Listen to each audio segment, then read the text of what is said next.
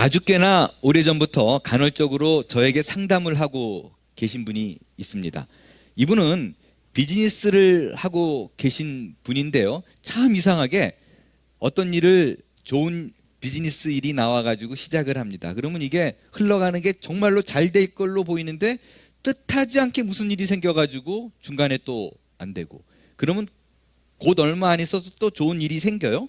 그래서 그거를 또 진행하다 보면 또 황당하게 어떤 일이 벌어져가지고 또 그르쳐버리고, 이런 일을 몇 번 겪으신 분이에요. 한 1년 전쯤인 걸로 기억을 합니다. 지금 현재 하고 있는 일이 잘 안 되니까 가까운 지인들 몇 분이 모여서 사이드로 다른 일을 하나 벌이셨습니다. 그 뒤로 그 일이 어떻게 진행이 됐는지는 잘 모르겠는데, 그 일을 목사님 이제 새로운 일 사이드로 하나 시작을 하려고 그러는데 목사님 기도 좀 해주세요 라고 말을 저에게 얘기를 한 지 얼마 지나지 않았어요. 갑자기 문자가 툭 그분으로부터 왔어요. 딱 2줄 왔어요. 제가 믿음이 너무 없어요. 기도를 많이 안 합니다. 이렇게 딱 2줄이 왔습니다. 어떤 상황인지, 어떤 일이 어떻게 벌어졌는지 아직까지도 구체적으로 저는 알지 못합니다. 근데 문자의 내용으로 봐서 분명히 짐작할 수 있는 게 있습니다. 이분의 신앙의 색깔과 성향을 제가 너무나 잘 알고 있기 때문에 이분이 이런 식으로 문자를 왔으면 또 중간에 뭐가 틀어졌구나, 잘 안 됐구나라고 제가 금방 알 수 있었습니다. 그런데 그 문자를 봐서요, 이분이 그 일이 잘 안 된 거를 이렇게 생각을 했어요. 본인의 믿음이 부족해서 벌어진 일이다. 거기다가 최근에 기도를 많이 못했기 때문에 이런 일이 벌어졌다라고 여긴 것이 너무나 분명합니다. 여기서요, 결코 모든 신자분들이 다 이렇다라는 것은 절대로 아니지만 아주 많은 경우에 기독교 신앙을 이렇게 생각하고 이런 차원으로 신앙의 성숙을 접근하는 분들이 굉장히 많이 있습니다. 어렵지 않게 볼 수 있어요. 본인의 신앙의 새로운 차원의 도약을 위해서 이러한 모습의 진보 여부를 내가 과연 어디까지 지금 신앙이 성숙했구나라는 것으로 판단한다라는 것입니다. 그러니까 이분의 경우를 통해서 예를 들어보겠어요. 이분이 분명히 본인이 원하는 무언가가 있었습니다. 이거를 이루기를 간절히 원했어요. 이거를 신앙의 힘을 빌려서 그 방법으로 이루기를 원했는데, 어떤 방법이냐? 그것은 믿음이다라고 생각하는 거예요. 이분의 표현대로 의하면 내가 원하는 그 무언가를 믿음이 있으면 분명히 이룰 수 있고 믿음이 없다면 이룰 수 없다라고 생각하는 거예요. 여러분 어떻습니까? 그게 맞나요? 혹은 틀리나요? 원하는 바를 믿음이 있으면 이루고 믿음이 없으면 이루지 못한다. 어떻게 생각하시나요? 이거는요, 맞는 말이기도 하고 틀리는 말이기도 합니다. 그럼 맞는 경우는 어떤 경우인가? 혹시 여러분들이 기억하실지 모르겠는데, 제가 더 깊은 신앙 시리즈를 할 때 7번째 시간에 더 깊은 믿음을 얘기하면서 믿음에는 2가지 정의가 있다라고 말씀을 드렸어요. 여기 복음에는 하나님의 의가 나타나서 믿음으로 믿음에 이른다라는 그런 표현에서요, 첫 번째 나오는 믿음은 구원에 관계되는, 구원을 얻는 믿음입니다. 이거는요, 내 노력, 내 의지, 내 결단 이런 거하고 아무런 상관이 없어요. 일방적으로 하나님께서 쏟아부어 주시는 은혜에 의해서 결정이 납니다. 그게 첫 번째 단락에 나오는 믿음으로에 해당하는 거예요. 2번째 믿음으로, 이 믿음에라는 말은 뭐냐면 성화의 과정 속에서 요구되어지는 믿음입니다. 이것은요, 어떤 일을 해 나갈 적에 내 결단, 내 의지, 내 노력 이런 것이 굉장히 중요합니다. 하나님을 신뢰하는 믿음, 그게 이제 2번째 단에 해당하는 믿음이에요. 그래서요, 이때는요, 분명한 신앙의 성숙과 믿음의 진보를 위해서는요, 내 결단이 필요해요. 내 노력이 필요하고 내 열정도 필요해요. 이때 하나님께서 굉장히 많은 믿음을 요구하십니다. 그런 의미로 봤을 때 믿음의 분량과 나의 소원을 이루는 것은 어떠한 상관관계가 있는 것은 분명합니다. 그러나 이거는요, 믿음의 유아기 시절, 유년기 시절에 해당하는 믿음이에요. 어느 정도 장성한 신앙의 수준이 되면 더 이상 나의 믿음의 분량과 내가 원하는 소원 성취 여부와는 크게 상관이 없습니다. 오히려 하나님께서는요, 훨씬 더 다른 쪽으로 우리를 몰아가세요. 그건 내 삶의 방향이 하나님의 뜻과 목적에 부합하느냐로 몰아가세요. 훨씬 더 우리로 하여금요, 하나님의 뜻에 맞는가라는 것에 대한 신앙의 깊은 고민을 하게 만드십니다. 그러니까 하나님이 내가 아무리 원하는 일이더라도 하나님이 원치 않는 일이라면 분명히 내가 그것을 테이크했을 적에 많은 부가 따라오고 명예가 따라올지라도요, 내가 아무리 그것을 믿습니다라고 외쳐도 하나님의 뜻에 부합하지 않으면 아무리 많은 양의 믿음을 가진다고 그 많은 양의 또 기도를 올린다고 해서 이루어지지 않습니다. 믿음의 분량과 열심과는 상관없는 일이에요. 그러니까 이 단계에서는요, 만일 여러분이 무언가 추구하는 과정 속에서 일이 안 돼요? 그러면 야, 내가 믿음이 없어서 그렇구나. 내가 이 일을 신앙의 분량이 딸려서 이렇게 그르쳤다라고 생각하면 안 되는 거예요. 그것보다 하나님께서 과연 이 일이 안 됐으면 과연 내게 주시는 메시지가 무언가를 판단해야 합니다. 그래서 내 신앙의 사고와 방향을 다시 말씀에 비추어 봐서 정립하는 것이 훨씬 더 좋은 신앙의 성숙을 이루는 길이 된다라는 것이죠. 만일 이 사실을 제대로 인지하지 못하고 그냥 내 믿음의 분량과 내 소원은 반드시 상관이 있다라고 생각하면 이런 거 많이 볼 거예요. 누군가는 끊임없이 기도에 하나님이 응답을 하는데 내 기도는 하나님이 귓등으로도 안 들으시네. 나는 버린 자식이네. 나는 아예 제껴놓으셨네. 라는 생각이 나를 지배하게 되고 나는 믿음이 부족한 평생 낙오자야라는 인식으로 신앙의 삶을 끌고 나가게 될 거예요. 오늘 본문의 제자들도요, 이러한 생각에서 크게 벗어나지 않았습니다. 그들은요, 오랫동안 품고 있는 생각이 있었어요. 그건 뭐냐면 이스라엘의 독립입니다. 그들은 이스라엘이 제발 저 로마로부터 독립했으면 좋겠다라는 것이 오랫동안 갈구해왔던 그들의 염원이었고 소원이었었어요. 그런데 부활하신 예수님이 그들에게 나타나자마자 하신 말씀이 뭐냐면요, 요한은 물로 침례를 베풀었으나 너희는 몇 날이 못되어 성령으로 침례를 받으리라 라고 얘기를 하셨다는 거예요. 그랬더니 제자들이 이 말을 어떻게 받았느냐, 이거를요, 성령 침례를 받는다는 것을 또 하나의 종교 행위로 판단을 했어요. 그러니까 지금까지와는 다른 어떤 또 다른 형식의 종교 형태가 이루어진다면, 내가 그것을 액셉트하면 내가 원하는 소원이 이루어진다라고 생각을 했어요. 그래서 예수님께 아주 엉뚱한 질문을 하죠. 6절을 보겠어요. 그들이 모였을 때 예수께 여쭈어 이르되 주께서 이스라엘 나라를 회복하심이 이때이니까 라고 이제 접근을 하는 거예요. 이 말을요, 원어로 좀 직역을 하겠어요. 이렇게 묻고 있는 거예요. 이게 원어를 그대로 바꾸면요, 문장의 순서가 좀 바뀝니다. 이거예요. 주여, 이때입니까? 당신이 이스라엘의 그 나라를 회복하는 것이, 이게 이제 원어의 순서입니다. 약간 다르죠? 어떻게 다르느냐? 여러 가지가 있지만 크게 두 가지로 말씀드리면요, 앞에와 달리 이때라는 말이 처음에 나와요. 그러니까 앞에 이때입니까가 먼저 묻는 거예요. 그러니까 급해요. 언제가 그때인지. 그러니까 제자들은 때에 대해서 관심이 훨씬 많아요. 그러니까 성령으로 침례를 받으리라 그랬더니 그게 그때예요? 성령으로 침례를 받으면 그 소원이 이루어지는 거예요? 이렇게 나가는 거예요. 그러니까 이스라엘 회복이 이때입니까? 그리고요, 이스라엘 나라의 회복이라고 말하지 않았어요. 뭐라고 얘기해요? 그 나라, 이스라엘의 그 나라를 회복하는 것이라고 얘기를 했어요. 그게 무슨 말이냐면요, 그 나라라 그러면요, 하나님의 나라 이게 아니라 자기가 생각하는 그 나라가 있다라는 거예요. 그들은 예수님께서 평소에 하나님의 나라에 대한 얘기를 3년 동안 들었어요. 그런데 예수님이 하나님의 나라에 대해서 어떤 말을 어떻게 얘기하든 간에 상관없어요. 모든 것이 자기의 해석대로 이스라엘의 회복, 독립 그 나라로 들은 거예요. 그들은 예수님의 말에 크게 두 가지로 오해합니다. 하나는요, 성령 침례라는 의식을 통해서 하나님의 나라가 세워지게 될 것이고, 두 번째로는 하나님의 나라가 그 이스라엘에 국한된다, 하나님의 나라는 이스라엘의 독립이다 라고 해석해 버린 거예요. 이 둘 다 왜 이런 생각을 갖게 되는가?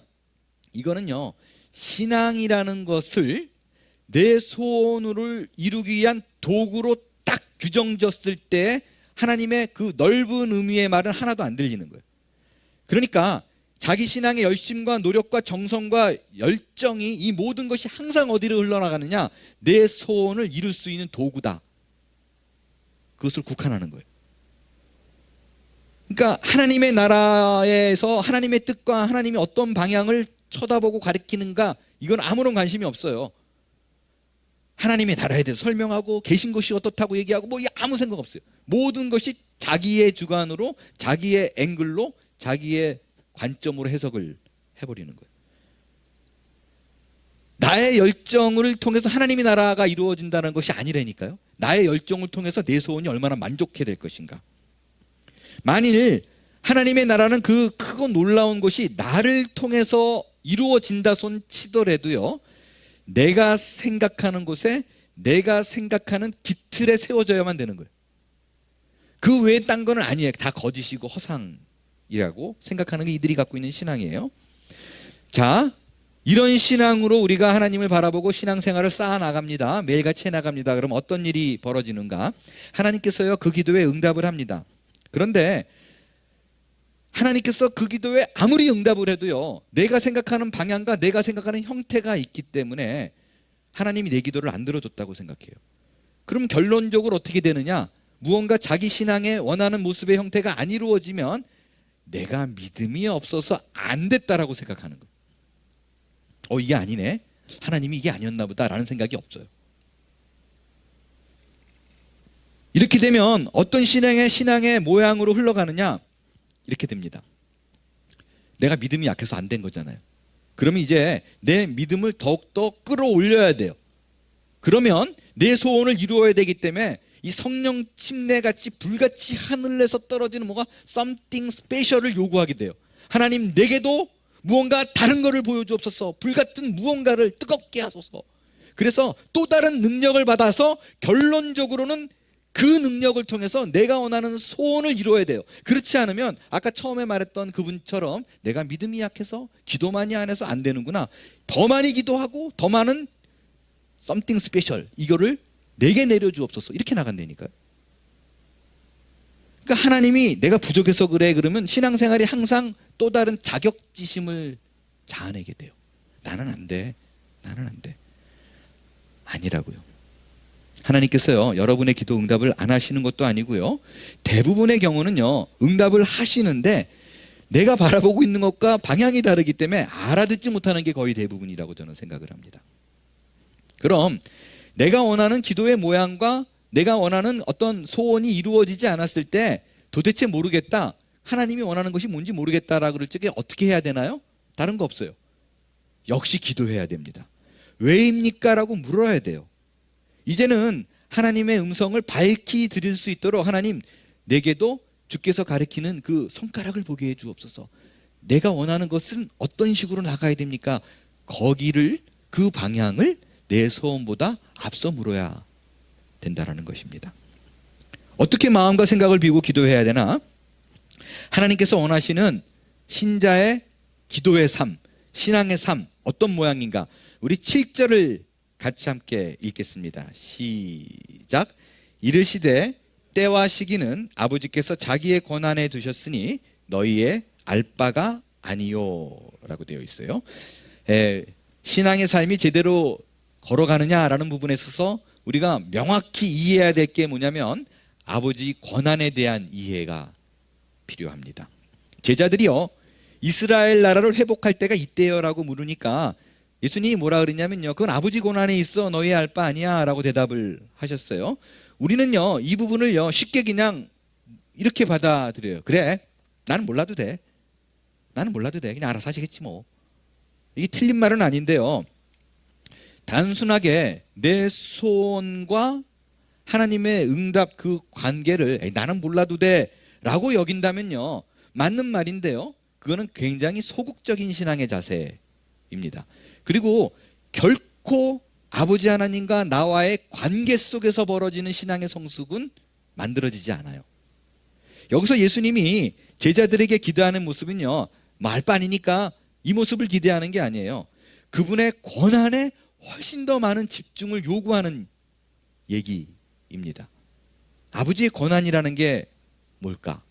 이 아버지의 권한이라는 것을 조금 쉽게 이해하려면요, 당시 유대인의 결혼 문화를 이해하면 예수님이 말하는 그 아버지의 권한이 뭔가를 알 수가 있습니다.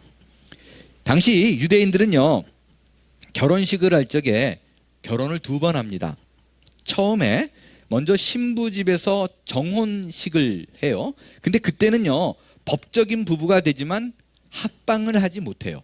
이게 끝나고 나면요, 신랑은 신부에게 한마디의 말을 남기고 떠납니다. 1년 후 어느 날 어느 시기에 그 알 수 없는 시간에 내가 다시 돌아오겠다라는 말을 남기고 떠납니다. 바람과 같이 사라지는 거죠. 그러면 정혼식을 올리고 신랑이 떠나면 신부가 그 다음부터는요, 신부 수업을 합니다. 이제 시댁에 음식은 짜게 먹는가 맵게 먹는가, 그 음식을 배우고 바느질을 배우고 아내로서 해야 될 남편의 입맛은 어떤가를 알아서 알게 되고, 과연 김치를 담글 때 어느 젓갈을 넣어야 되는가, 뭐 이런 거 이렇게 배우는 시기예요. 그게 한 1년 걸립니다. 그리고요, 그 신랑은 아버지의 감독 아래 집에서 신부를 데리고 살 집을 짓습니다. 이게 이제 1년 걸리는 거예요. 요한복음 14장 2절에 보면 베드로가 예수님께 그렇게 물어보죠. 선생님, 어디를 가시는 거예요? 그랬더니 예수님이 뭐라 그러냐면요, 내가 너희를 위해서 거처를 예비하러 간다라고 얘기하잖아요. 그때 우리는 이해를 못했지만 유대인들은 다 이해했어요. 거처를 만든다라는 말 속에서 예수님이 본인을 신랑으로 우리를 신부로 비유하는구나 라고 이해했어요. 거처를 만들어 가서 때가 되면 우리를 부르러 온다, 그곳에 살게 한다 라는 것이 유대인의 결혼 문화와 딱 부합된 예수님의 비유의 대답이었다라는 것이죠. 아무튼 거처를 마련하는 것이 이제 신랑의 역할입니다. 그러면 이제 1년이 다 돼갈 쯤 되면 아버지가 신랑을 불러요. 그래서 이만하면 이제 너는 아내를 맞이할, 같이 함께 살 그럴 준비가 됐다라는 허락을 받습니다. 그러면 이제 친구들을 데리고 가서 이제 신부를 데리고 오죠. 그래서 신랑 집에서 다시 한번 결혼식이 이루어집니다. 이게 한 1년 걸리는 얘기예요. 여기서요, 신랑을 불러서 너 이제 같이 살아도 되겠다, 신부를 데리고 오너라 라는 거려. 그 결정은요, 신랑이 못해요. 신랑 아버지만이 할 수 있습니다. 그게 아버지의 권한이에요. 이 7절이 바로 그런 얘기를 하고 있는 거예요. 너희의 기도 염원 바람이 이루어지는 때는 아버지의 권한이기 때문에 우리는 할 수 없다라는 그런 얘기입니다. 그럼 아버지가 언제 허락하는가? 그건요, 아들을 바라봤을 때 아들이 결혼이라는 짐을 한 가정의 가장으로서의 역할을 잘 감당할 수 있겠다라고 판단되어질 때 허락하는 거예요. 그러니까 예수님이 대답하는 것이 너희 알 바 아니요, 아버지의 권한이 있어, 이렇게 야 몰라도 돼 신경 꺼 라는 것보다 훨씬 더 어디에 많은 그런 강조점이 있냐면, 아버지의 권한이 있다라는 거는 하나님께서 너희를 위해서 최선을 다해 무언가 훈련시키고 준비하고 있다라는 거예요. 그때와 시기를 준비하고 있다, 그분의 관심 아래에 있고 분명히 목적을 갖고 훈련하고 있으니까 그분의 권한에 맡겨라 라는 그런 뜻입니다. 어떻게 보면 둘 다 너는 몰라도 돼 이지만 소극적으로 알지 말자 라는 것과, 그래 아버지의 권한에 있으니까 나는 그것을 포게릿하자, 그리고 때를 기다리자 라는 것과는 굉장히 큰 차이를 만들어냅니다. 그냥 나는 알 수 없어, 그냥 뭐 기도만 하지 되지, 그냥 뭐 어떻게 살다 보면 되겠지라는 거는요, 어떻게 보면 기도를 그냥 주문으로 계속 바꿔가지고 반복하게 만듭니다. 그러나 아버지의 권한을 이해한다라는 말의 표현 속은 하나님과 인격적인 관계 속에 들어간다라는 것을 의미합니다. 전적으로 그분을 신뢰하기 때문에 하나님이 원하는 것이 무엇인지를 이해하게 되고, 하나님이 허락하시는 그때는 내가 준비됐을 때다. 하나님이 가도 좋다, 이제 너에게 그 모든 것을 주노라고 했을 때는 분명한 목적과 뜻이 내가 할 만한 그때 나를 허락한다라는 그런 인격적인 믿음이 있을 때 내가 맘 놓고 여유 있게 기다릴 수 있다라는 것입니다. 그것이 내가 가진 소원에 대한 하나님의 응답 방법과 내용입니다. 그 마땅히 하나님의 권한을 이해하고 기다리는 자세, 그것이 신앙의 삶 속에서 이루어지는 성숙의 길, 우리가 가야 될 방향이라는 얘기입니다. 특별히 여러분에게 제가 좀 부탁을 드리고 싶은 게 있어요. 그거는요, 우리의 신앙은 하나님이 보여주시는 데까지 보는 게 우리 신앙이에요. 굳이 하나님이 말하지 않는데 막 알아내려고 애쓰고 그럴 필요 없어요. 막 도대체 뭐지라고 애쓰는 것도 믿음이 없는 가운데 나오는 하나의 행동의 태도가 아닌가라고 생각해요. 마이클 호튼의 책 약함의 자리에 보면 이런 내용이 나와요. 하나님께서 실제로 계시한 것보다 더 많이 알고자 하는 것은 기독교 경건의 모습이 아닌 미신과 마법의 특징이다. 그러니까 이게 지나치면 종말론, 몇 월 며칠 날 예수님이 온댄다, 이렇게까지 가는 거예요. 여러분, 신앙이 깊어진다라는 말의 의미는 뭐냐면요, 내가 모든 일을 하는 것에서 하나님의 뜻을 분명히 이해하는 자가 됐다. 내가 가리키는 것보다 하나님께서 내게 지도하시는 그 길이 무언지를 분명히 아는 수준, 이게 신앙의 성숙이 아닙니다. 정말 신앙의 성숙한 자까지 간다는 건요, 내 한계를 인정하는 거예요.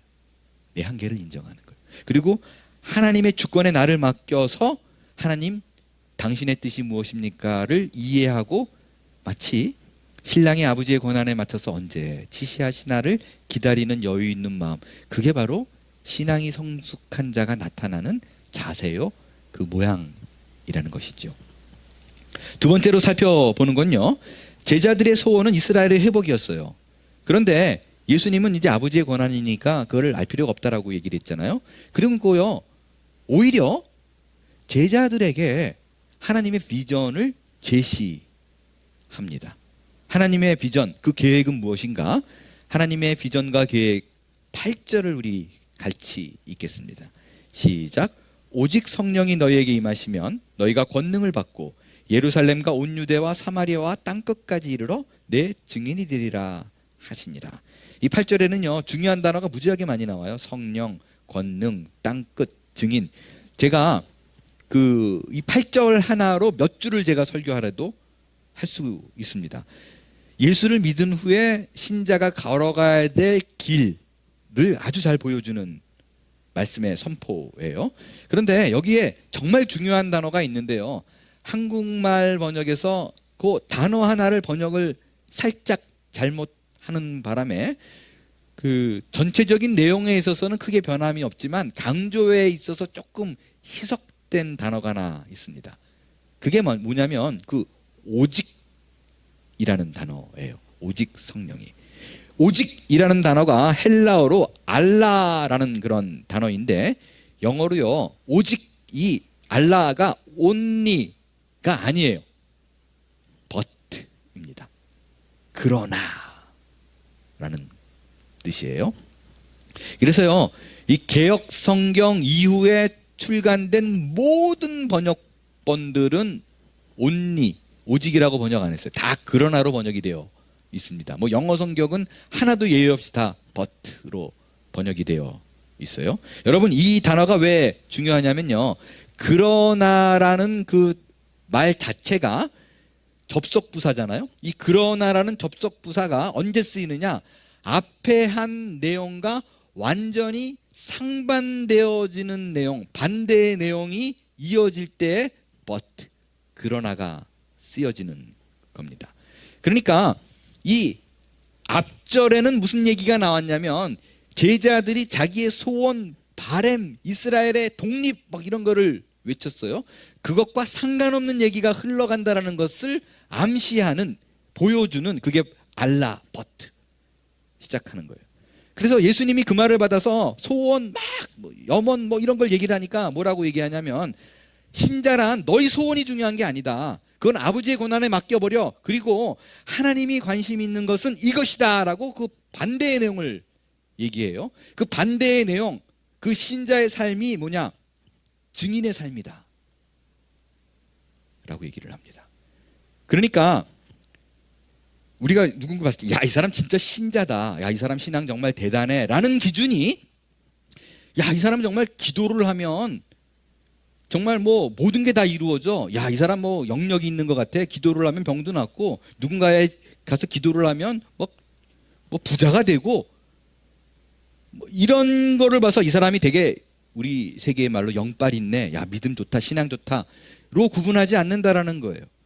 그가, 예수님께서 말씀하신 그가 신자임을 보여줄 수 있는 유일한 증거는요, 증인의 삶을 사느냐 그렇지 않느냐가 진짜 신자이냐, 진짜 성숙한 신앙인이냐 아니냐를 보여준다라는 거예요. 근데 여기서요, 굉장히 또 재미있는 게 있습니다. 잘 보세요. 여기서요, 예수님께서 너희는 앞으로 증인이 되어라 라고 얘기했나요? 증인이 되리라 라고 얘기를 했나요? 증인이 되리라 라고 얘기했어요. 그러니까 be witness 이렇게 얘기하지 않았다고요. You will be witnesses 라고 얘기했어요. 무슨 말이에요? 그러니까 증인이 되라 라고 말을 했다 그러면 예수님이 지금 명령한 거예요. 너 다 때려쳐. 지금 너의 소원 이런 거 forget it, 다 잊어버리고 이제부터 너는 be witnesses.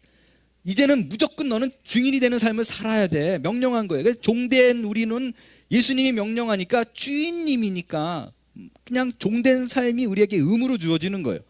그리고 우리의 의지가 굉장히 중요해요. 이거는 예수님이 내게 내려준 숙제가 돼버려요. 그래서 이걸 이루지 못하면 자책해야 돼요. 그리고 절망과 좌절이 내 삶에 동반이 됩니다. 안 되거든요. 도대체 안 되니까 어떻게 되느냐 막 이걸로 또 고민하게 돼요. 근데 지금 보는 대로요, 증인이 되라가 아니라 증인이 되리라예요. 미래형입니다. 지금은 아니에요. 그리고 증인이 되리라라는 얘기는요, 내 의지로 내가 이루어내는 거 아니에요. 오히려요, 너희들이 앞으로 이루어지게 될 것에 대한 예수님의 예언적 성향이 굉장히 강한 말입니다. 뭘 얘기하고 있어요? 증인이 되라는 내 의지지만 증인이 되리라라는 건 하나님의 의지예요. 하나님이 그 신자, 그 제자, 그 한 사람 한 사람에게 갖고 있는 의지와 목적과 계획을 얘기합니다. 하나님의 열심으로 빚어질 앞으로의 모습을 얘기하는 거예요.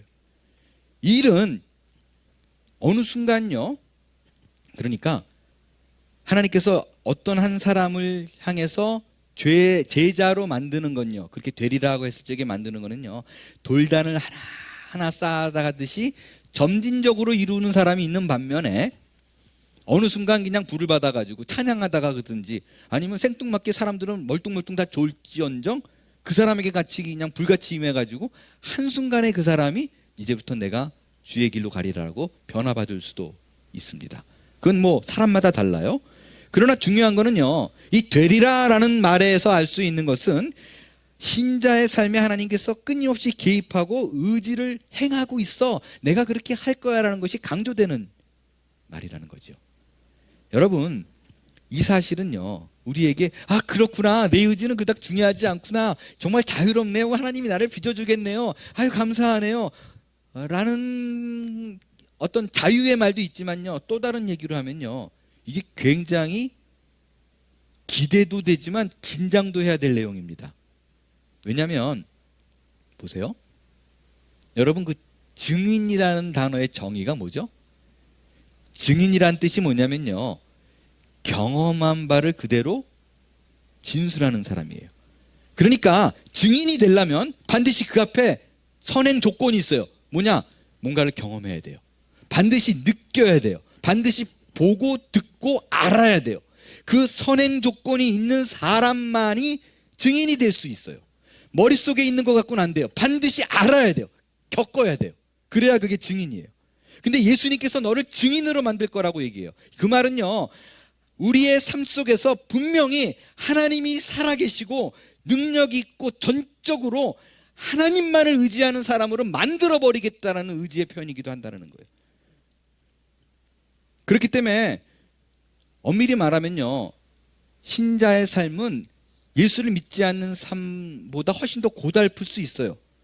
왜냐하면 하나님을 경험하는 삶이라는 건요, 내 능력과 내 재능과 내 노력으로 모든 것을 누리는 것을 포기하는 거예요.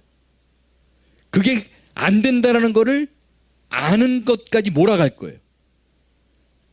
아, 이게 내 힘으로 안 되는구나라는 자기 부인의 삶이 이어진다는 것을 의미하기 때문에 우리의 삶 속에서 증인이 되려면, 아, 이게 안 되는 거구나, 내 힘으로 안 되는 거구나, 거기까지 밀어붙일 겁니다. 그때 비로소 우리 인생이 하나님이 주인이구나 라는 것을 경험한 사람만이 증인이 될 수 있어요. 우리의 실패와 절망이 하나님이 빛을 발하는 순간이라는 것을 아는 자, 그 경험을 하게 만들겠다는 것입니다. 어쩌면 그래서 우리의 신자의 인생이 더 고달프고 외로울 수가 있습니다. 그러나 그 절망의 순간이 하나님의 기적으로 채워지게 된다는 것입니다. 증인을요, 그 헬라어로 마르티스라고 얘기를 해요. 여기서 파생된 영어 단어가 뭐냐면 martyr입니다. 순교자예요. 아이러니하죠? 우리의 신자의 삶, 증인의 삶, 이게 뭐냐? 증인은 martyr예요. 나를 비우기까지 순교하는 삶, 그게 고단한 인생이 될 수 있다는 것을 암시하고 있는 말이기도 합니다. 이제 예수님께서요, 우리를 증인의 삶으로 몰아갈 거예요. 근데 그 순서까지도 얘기합니다. 순서가 어떻게 되느냐? 우리 8절을 한번 다시 볼까요? 보게 되면 오직 성령이 너에게 임하시면 너희가 권능을 받는데요, 증인의 삶을 살게 된대요. 근데 순서가 어떻게 되느냐? 예루살렘과 온 유대와 사마리아와 땅끝, 이렇게 얘기를 하고 있습니다. 이 특징이 뭐냐면요, 범위가 점점 넓어져요. 예루살렘, 작은 한 도시죠. 그 다음이 유대예요. 지역이에요. 그 다음이 사마리아라 그러면 유대인이 미치지 않는 지역이에요. 거기를 지나서 그 다음에 땅끝입니다. 굉장히 범위가 점진적으로 넓어져 가는 것을 말하고 있어요. 이게 하나님이 일하시는 방법이고요, 우리를 이끌어 가시는 거의 교과서적인 내용임을 기억하십시오. 범위가 작은 곳에서 넓은 곳이에요.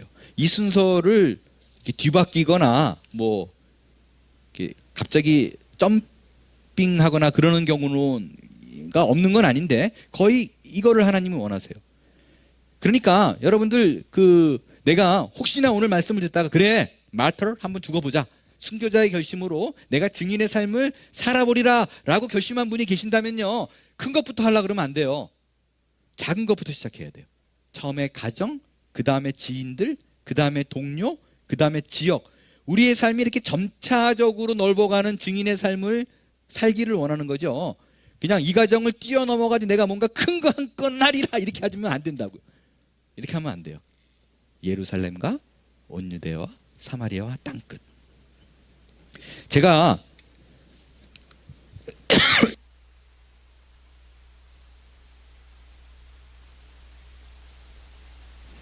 어릴 때요, 정말 빨리 좀 어른이 되고 싶었던 때가 있었어요.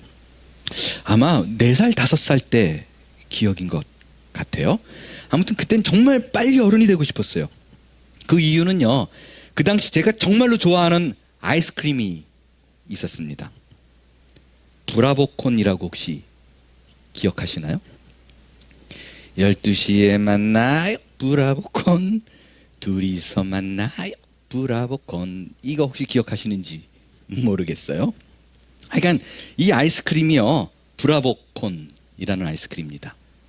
추억의 광고를 한번 보고 가겠습니다. 이것도 꺼주세요. 요 앞에, 예.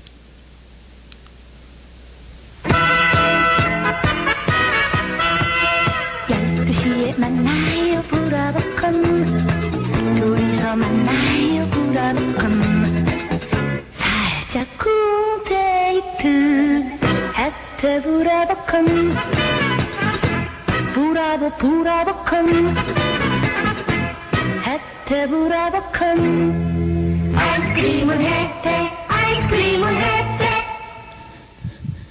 네, 여러분 기억하시나요? 이 아이스크림을 제가 정말로 좋아했었어요. 노래도 좋고 12시에 만나 아주 좋고 그 정윤희 씨도 너무 예쁘고 제가 버지니아에 오니까 어느 분이 제 아내가 정윤희를 닮았다고 말하는 분도 말하고 굉장히 민망하네요. 예, 아무튼 그래서 저 광고를 좋아하는 거 아니냐 뭐 이런 말도 있었는데 아무튼 이 아이스크림은요 당시에 아이스크림 가격이 5원 10원 할 때 50원이었었어요. 파격적으로 굉장히 비싼 고급 아이스크림이었습니다. 이 아이스크림을 먹으니까 너무 좋은 거예요. 그 어린 나이에. 그래서 이게 막 하루에 2개, 3개, 4개 막 그렇게 먹고 싶은데 어머니는 하나를 사주는 거예요. 그럴 때 제가 정말로 그 생각을 했어요. 빨리 어른이 되고 싶다. 빨리 어른이 돼서 돈을 좀 벌어서 아이스크림을 하루 종일 먹고 싶다는 생각을 그 나이에 정말로 제가 했던 거를 기억합니다. 근데 만약에 제가 그때 그 기도를 했어요. 하나님 돈 좀 많이 주세요. 근데 그 5살 아이에게 하루에 막 100개씩 먹을 수 있는 돈을 주셨어요. 이게 축복이에요, 저주예요? 결코 축복일 수가 없는 거입니다. 내가 큰 과제가 내가 무언가 감당할 만한 이상의 것이 주어졌다라면 마땅한 책임을 질 수 있는 그런 나이가 그런 경험이 있는 사람에게 그 일이 줘야지 그게 축복인 거라는 거죠. 마찬가지예요, 여러분. 신자의 삶은 증인의 삶이 되어야 됩니다. 그러나 내가 받은 은혜가 너무 크다고요. 갑자기 달려나가가지고 선교사가 되겠다. 그걸 증인이라고 하지 않아요. 하나님은 그걸 원하는 것이 아니에요. 스텝 바이 스텝. 적은 곳에서 시작하는 거예요. 예루살렘과 온유대와 사마리아와 땅끝. 하나님은 우리를 그렇게 사용하기 원합니다. 그렇지 않고요. 내 감정과 내 느낌 지금 폭발적으로 받은 은혜를 갖고 뭐를 해야겠다라고 생각하면 안 돼요. 오늘 본문 잘 보세요. 예수님이 너희는 증인이 될 것이라고 얘기하지 않았어요. 뭐라고 얘기했어요? 정확히 말하면요. 너희는 증인이 될 거라고 얘기하지 않았다고. 내 증인이 될 거라고 얘기를 했어요. 여기서 내가 누구예요? It's not myself. 나를 얘기하는 게 아니에요. Not me. 예수님이에요. 예수님. 그러니까 우리의 삶이 증인이 되는 게 중요한 게 아니라 예수님의 증인이 되는 게 중요한 거예요. 내가 드러나지 않고 참된 예수님이 드러나는 거예요. 그래서 집에서 내가 먼저 죽고 직장에서 죽고 세상을 위해서 죽는 사람이 먼저 만들어진 다음에 세계를 향하여 뛰어나간 뭐 이런 거 돼야 돼요. 그래서 끊임없이 우리는 이 작은 곳에서 훈련이 이루어지는 증인의 삶을 살아내는 것이 중요합니다. 그러니까 이거를 건너뛰어서 내가 뭔가 큰 일을 터뜨려야지. 미디어를 이용해서 뭐를 해야지. 그래서 하나님께서 나를 크게 이러면 거의 시작은 분명히 그런 순수한 마음이었을지언정 나중에는 변질이 될 확률이 아주 높습니다. 그래서 작은 것 오늘 그 하나를 순종해 나가는 거, 이루어 나가는 거, 순교하는 거, 마터. 그것이 우리에게 요구하는 신자의 삶입니다. 마지막 세 번째로 신자에게 요구되는 모습은 무엇인가? 우리의 본 모습을 알아야 됩니다. 예수님께서 제자들에게 너희가 내 증인이 될 것이라고 말씀하신 후에 하늘로 올라가요? 승천하신 거예요. 근데 여러분 생각해 보세요. 얼마나 황당하겠어요. 제자들은 예수님이 갑자기 나타났으니까 넥스트 스텝이 뭐냐? 이제 넥스트 스텝을 준비하려고 그럴 거 아니에요. 그런데 그냥 하늘로 생뚱맞게 올라가 버려요. 그래서 본문에 보면요. 제자들이 눈을 못 떼요. 이게 뭔 일이지? 뭔 일이지? 그리고 자세히 다시 내려오시려나? 어떻게 된 거지? 그냥 이러고 있어요. 그러니까 자꾸 제자들 입장에는요. 생각지 못한 일이 벌어지는 거예요. 이스라엘의 왕이 될 줄 알았던 예수님이 죽은 게 놀랍고 다시 살아난 것도 이게 기절할 것 같이 놀라운 일인데 하늘로 올라가 버렸어요. 그러니까 다른 사람은 한 번도 경험하기 힘든 게 죽음 부활 승천을 며칠 만에 다 겪었어요. 멍하니 있는데 천사가 내려와서 제자들에게 이렇게 얘기합니다. 11절을 같이 읽겠습니다. 11절 시작. 이르되 갈릴리 사람들아 어찌하여 서서 하늘을 쳐다보느냐. 너희 가운데서 하늘로 올려지신 이 예수는 하늘로 올라가심을 본 그대로 오시리라 하였느니라. 예수님이 재림을 예언하는데요, 뭐라고 얘기해요? 올라간 그대로 다시 내려온다라고 얘기를 해요. 여기서요, 그냥 무심코 지나가지 않을 만한, 유대인들이라면 딱 걸릴 만한 얘기가 하나 등장합니다. 뭐냐면 호칭이에요. 잘 보세요. 제자들을 향해서 제자들아, 사도들아 이렇게 부르지 않았어요. 뭐라고 불러요? 갈릴리 사람들아 라고 불러요.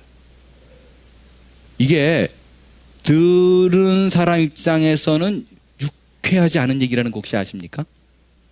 당시에 이 갈릴리 사람들이라는 표현이 성경에도 좋게 쓰인 적이 없어요. 갈릴리 지역은요, 당시에 가난과 무지와 보잘것없음을 대표적으로 드러내는 호칭입니다.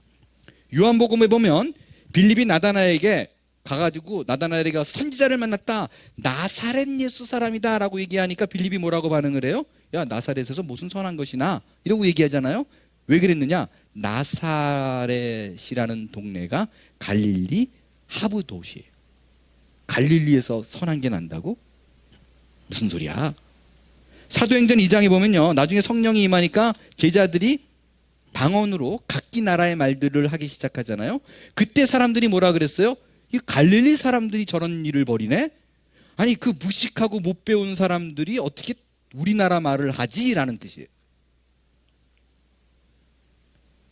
그러니까 갈릴리 사람이라고 얘기하면 대표 무식, 멸시, 천박 이거예요. 그 성북동이 부촌이잖아요. 근데 성북동도요, 정말 갑부 재벌이 사는 지역이 있고요. 그런 지역이 좀 대부분이긴 하지만 아주 자그마한 지역에 그 가난한 사람들이 살고 있는 산동네가 있습니다. 이름하여 그거를 똥골이라고 불렀었어요. 그런데 그 제가 성북동을 살았었는데 그 밤 늦은 시간이었던 걸로 제가 기억합니다. 밤 늦은 시간에 그 거기에 이제 친구가 있어서 그 친구 집을 제가 방문하기 위해서 그 삼선교 그 지역에서 택시를 잡았어요. 택시를 잡고 탔는데 그때는 다 이제 합승을 막 해가지고 그 한 대가 올라가는 게 아니라 그 사람, 그러니까 한 사람이 올라가는 게 아니라 이렇게 꽉 차면 올라가고 그랬거든요. 근데 제가 이제 제일 먼저 잡아가지고 앞자리 타고 이제 기다리고 있는데 뒤에 두 분이 더 탔어요. 그래서 어디 가세요? 그래서 제가 똥골로 가주세요. 그랬거든요. 똥골이요. 그랬더니 갑자기 뒤에 있는 두 분이 제 어깨를 툭툭 치더니 아저씨 뭐 하는 사람이야? 반말로. 똥골이라니? 그러시더라고요. 그러니까 이분들은 똥골 주민이셨던 분이죠. 그러니까 그분들 자기들끼리는 똥골이라는 거 괜찮은데 타 지역에 사는 사람들이 똥골이라 그러면 그걸 못 참는 거죠. 그래서 제가 사과를 했던 적이 있었습니다. 마찬가지로 갈릴리 사람이라는 말이 그런 말이었었어요. 그런데 지금 천사들이 나타나서 그들의 본래 모습, 아이덴티티를 딱 꼬집어서 얘기를 해요. 이게 왜 중요한가? 여러분, 이 사람들이 나중에 큰 기적들을 많이 보게 될 거예요. 예수님께서 예언하신 그 증인으로서의 삶을 살게 될 것입니다. 그런데 왜 그 갈릴리 사람들을 꼭 집어서 얘기하느냐? 너희 잘남으로 이루어지는 것이 아니라는 것을 말하고 싶은 거예요. 전적인 하나님의 은혜였고 너희들을 불쌍히 여기고 연약한 자를 이끄시는, 비천한 자를 강하게 하시는 하나님의 의지로 너희가 사용된다라는 것을 잊지 말라. 꼭 집어서 마지막에 얘기하는데 이 갈릴리 사람들아 라고 얘기하는 것입니다. 여러분, 그게 신자의 삶이에요. 그게 신자의 삶이에요. 여러분이 무능하다고 느껴요? 다른 사람과 비교했을 적에 수많은 열등감으로 여러분이 살아내고 계십니까? 예, 그게 신자예요. 하나님께서 우리를 글로 몰아가는 거예요. 우리를 증명하기 위해서 우리는 존재하지 않습니다. 비천하고 보잘것없는 나를 하나님의 큰 은혜로 쓰임받았다라는 것이 보여져야지 그것이 증인이 되는 거예요. 여러분, 많은 날을 살아오느라고 애쓰셨습니다. 예, 잘 알고 있습니다.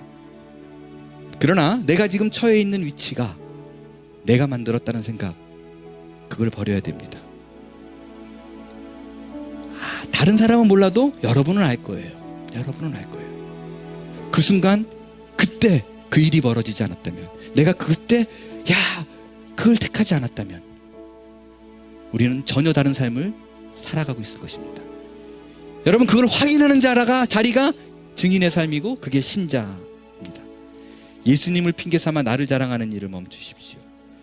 부족한 나를 끌어안으시는 예수님을 드러내는 것이 신자의 삶입니다. 기억하십시오. 우리는 모두 다 갈릴리 사람들입니다. 내가 갈릴리 사람밖에 되지 않는 것을 오히려 담대히 드러내십시오. 그 솔직한 간증의 자리에서 하나님이 하나님 되심을 우리의 삶 속에서 드러나게 될 것입니다. 마르타, 그 순교자의 삶, 증인의 삶, 오늘 지금 이 자리, 내가 선 그곳에서 시작하기로 결심할 수 있는 저와 여러분이 다 될 수 있기를 기대합니다. 일어나 찬양하겠어요?